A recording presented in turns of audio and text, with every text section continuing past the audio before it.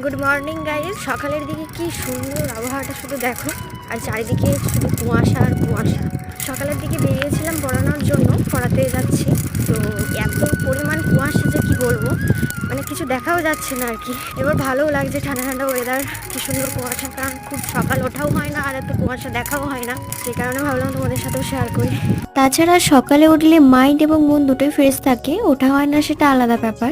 যখন যাচ্ছিলাম তখন 8টার মতো বাজছিল, কিন্তু এখনো ঠিক কুয়াশাটা ঠিকঠাক ভাবে নর্মাল হয়নি, তবুও দেখা যাচ্ছে দূরের জিনিসগুলো অনেকটাই হালকা হয়েছে।